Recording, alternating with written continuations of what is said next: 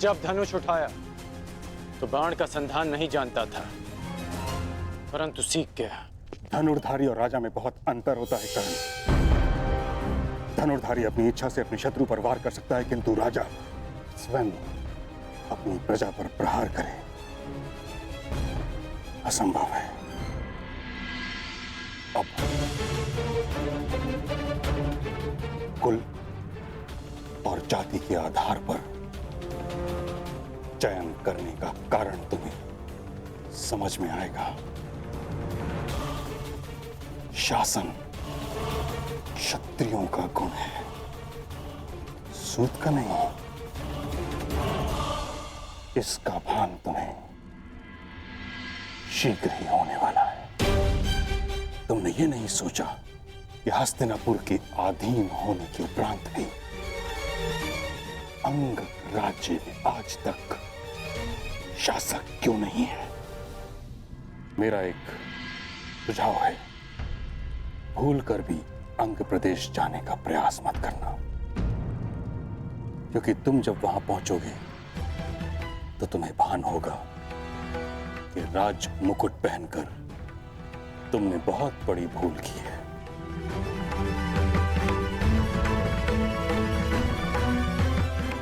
बधाई।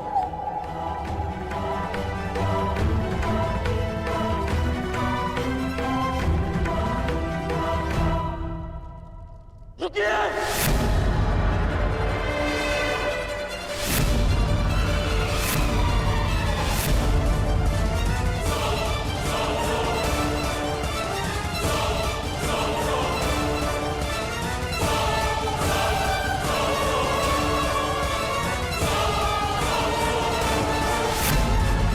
क्या हुआ मित्रकर्ण?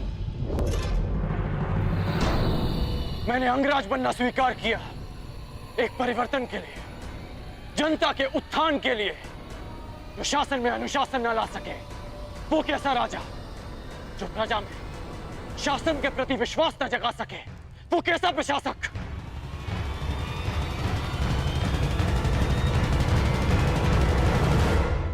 अभी आप ही ने बताया ना मां महिम कि आज तक अंग प्रदेश में कोई भी राज और न्याय व्यवस्था नहीं कर पाया।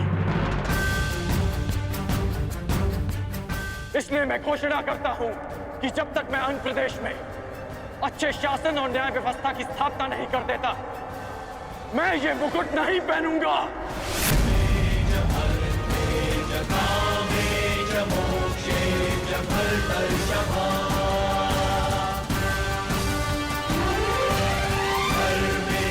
ये मुकुट मेरे लिए न भार है न आभार। जिस दिन अंग में अच्छा शासन लागू होगा, मैं स्वयं आपके हाथों से ये मुकुट पहनूंगा।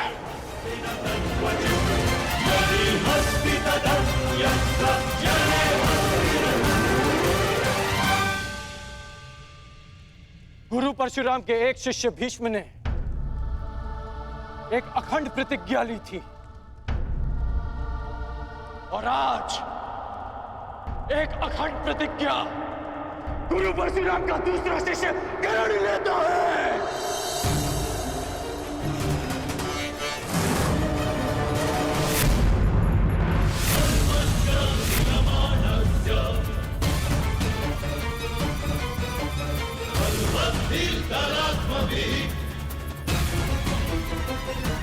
अंग प्रदेश जाना तुम्हारे जीवन की सबसे बड़ी भूल होगी। तुमने कभी स्वप्न में भी नहीं सोचा होगा किस प्रकार की चुनौती तुम्हारे समक्ष खड़ी होगी वहां। अब तक तुम्हारा शत्रु तुम्हारी दृष्टि के सामने था, इसलिए तुम उस पर वार कर पाए, किंतु अंग प्रदेश में तुम्हारा शत्रु अदृश्य होगा। विसूत पुत्र ने आज तक अदृश्य शत्रु का ही अधिक सामना किया है, इसलिए मैं जानता हूं कि शत्रु की सोच पर कैसे लक्ष्य साधा जाए, उसे कैसे पराजित किया जाए। महामहिम,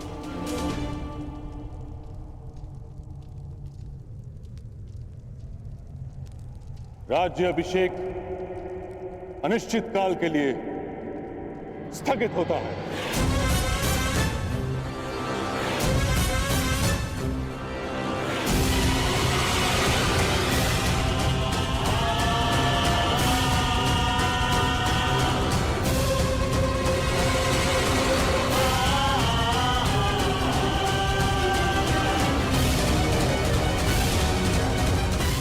मित्र कर्ण, मुझे क्षमा करना मित्र, क्षमा।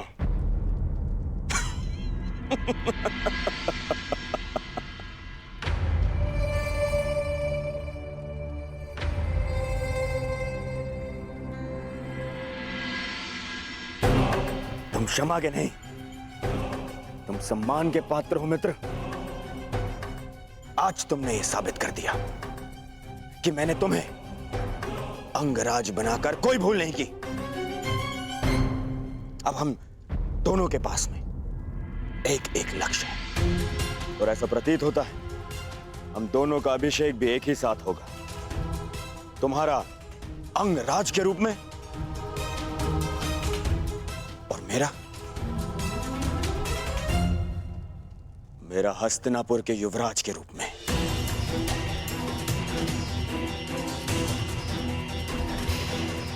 तो चलो मित्र, अपने अपने लक्ष्य की तरफ प्रयाण करें।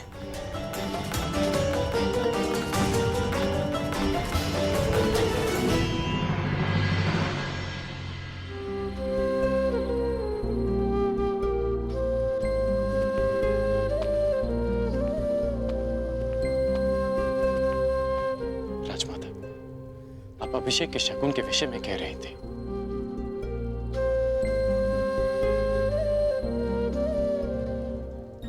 तो शकुन के रूप में अंग में अच्छे राज्य की स्थापना करना क्या पर्याप्त होगा?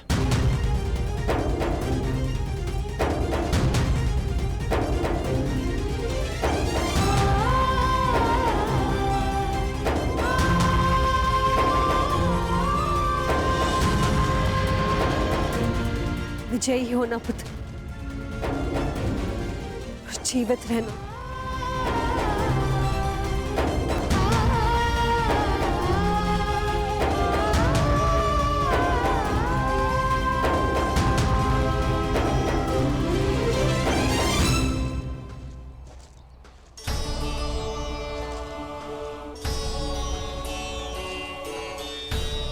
क्या अंगराज कर्ण के सेवकों में एक सारथी का पद रिक्त है?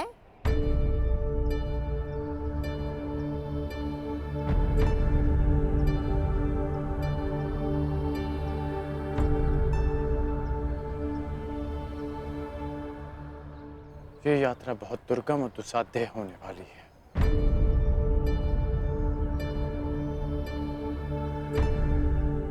कोई तो कारण है कि मामा भीष्म ने मुझे अंग जाने से पहले सावधान किया। कुछ तो विचित्र है वहां जो मेरी प्रतीक्षा कर रहा है। इसलिए तुम यही रुको रुशाली। तुम यहां रहोगी तो सुरक्षित रहोगी, और तुम सुरक्षित रहोगी तो मैं संतुष्ट रहूंगा।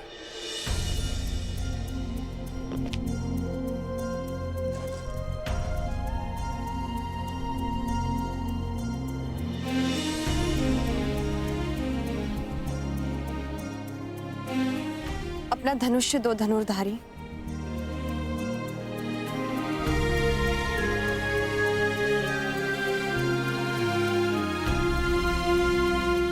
क्यों? क्योंकि ये यहाँ रहेगा तो सुरक्षित रहेगा, और ये सुरक्षित रहेगा तो तुम संतुष्ट रहोगे।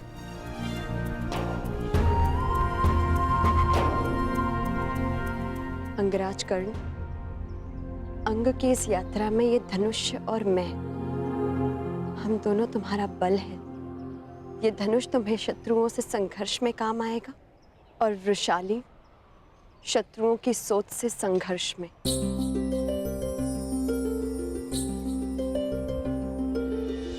मैंने हर परिस्थिति में तुम्हारे साथ रहने का तुम्हें वचन दिया है कर्ण, और ये अधिकार स्वयं अंगराज भी मुझसे नहीं छीन सकते।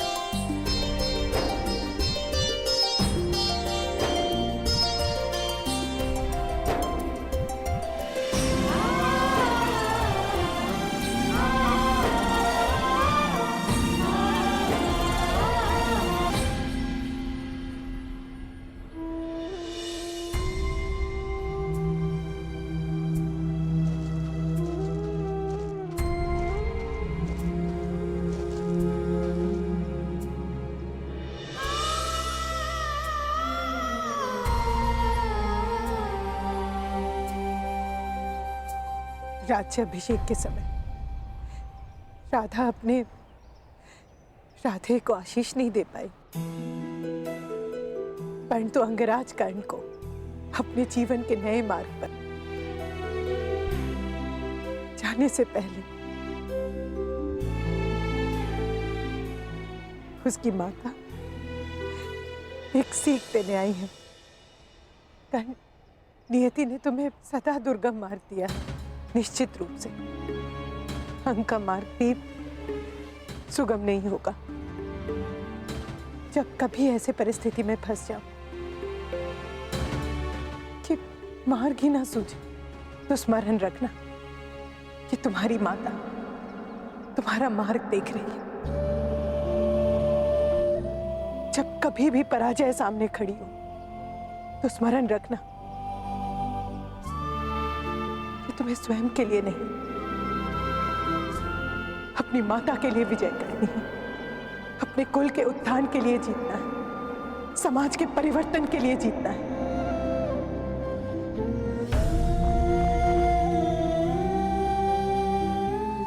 विजय भव पुत्र।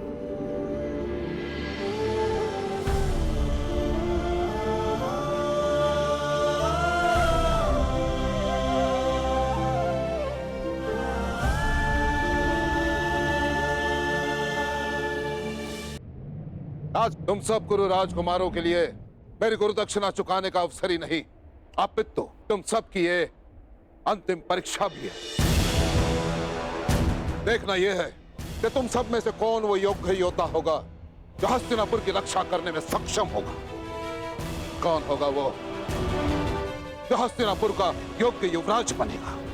कौन होगा वो जो हस्तिनापुर का प्रारब्ध बनेगा। युवराज पद किसे मिले ये हमारा लक्ष्य नहीं है गुरुदेव, परंतु आपको आपकी गुरु दक्षिणा अवश्य मिलेगी।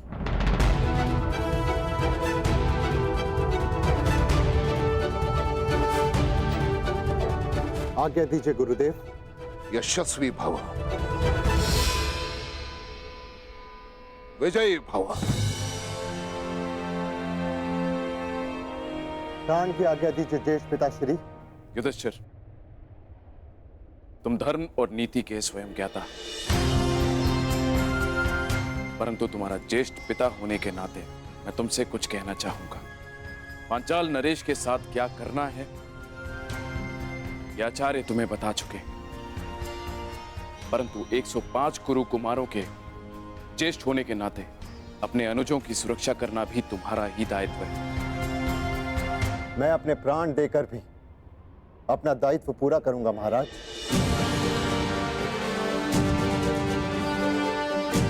मैं अपने प्राण देकर भी अपना दायित्व पूरा करूंगा महाराज।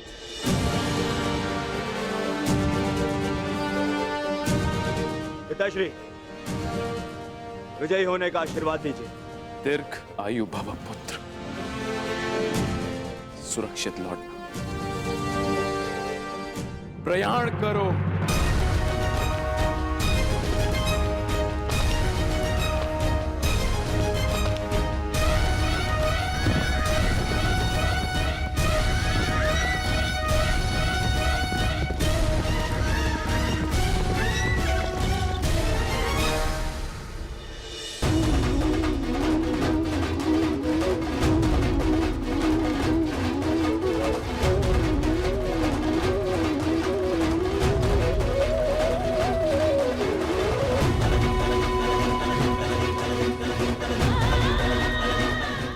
पुत्रों की रक्षा करना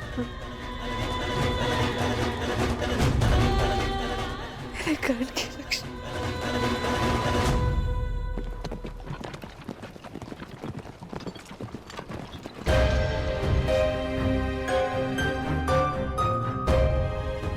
यहाँ से 2 मार्ग जा रहे हैं। ये अंगदेश किस ओर होगा?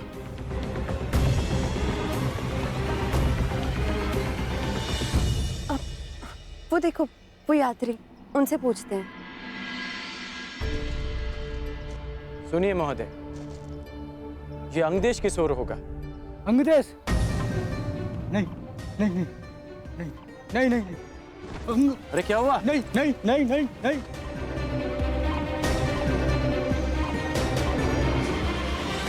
अंगदेश के नाम से इतना भयभीत क्यों हो गया?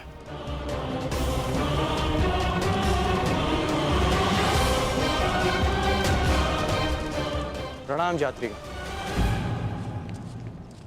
हमें अंगदेश जाना है। अंगदेश? तो आप अंगदेश जाएंगे?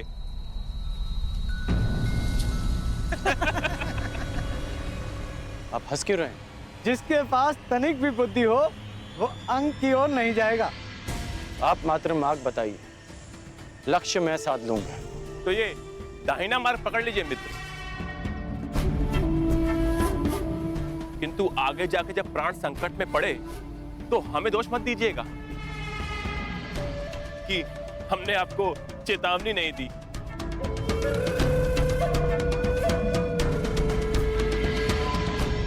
ऐसा क्या है अंग में कि लोग उस तरफ मुख भी नहीं करना चाहते? ऐसा क्या है जिससे लोग इतने भयभीत हैं? यही तो जानना है रुशाली।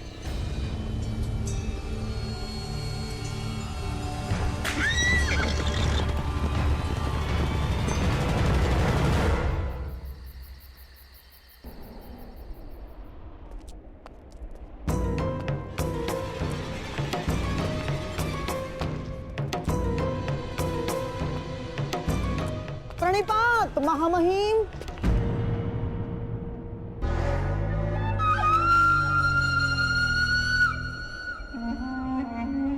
अभी अभी कुरुकुमार प्रयाण पर गए हैं। आप कहाँ प्रस्थान कर रहे हैं? मैं अंग प्रदेश जा रहा हूँ, गांधार नरेश।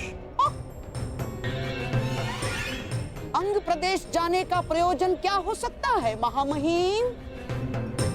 कहीं आप ये तो नहीं चाहते कि अंगराज कर्ण अपने मंतव्य में सफल ना हो? कर्ण की सफलता और असफलता का मेरे लिए कोई महत्व नहीं। मेरे लिए महत्व का विषय है हस्तिनापुर की सुरक्षा। तो फिर आपका जाना उचित कैसे हुआ महामहिम? हाँ?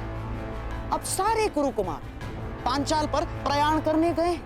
अब वो यदि आचार्य की गुरु दक्षिणा देने में असफल रहे तो, और यदि कल को पांचाल हस्तिनापुर पर आक्रमण कर दे तो महामहिम? कर्ण की योग्यता की परख की अपेक्षा हस्तिनापुर की सुरक्षा से अधिक महत्वपूर्ण है आपके लिए?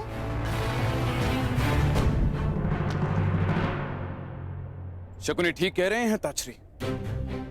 अंग देश जाने में कोई लाभ नहीं।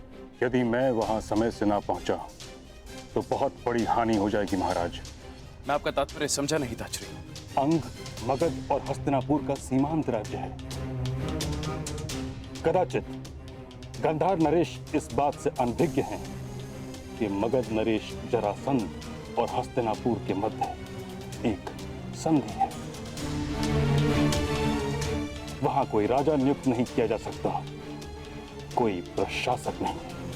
अंग राज्य की जलापूर्ति मगध से होती है, जिसके बदले मगध नरेश जरासंध के सेवक अंग के नागरिकों से कुछ सेवा लेते हैं।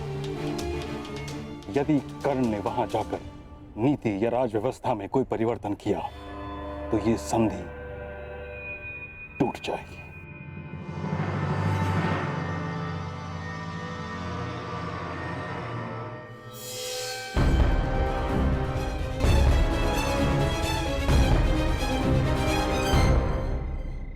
कदाचित हम अंग पहुंच गए। यह है अंग प्रदेश, मेरी कर्म भूमि।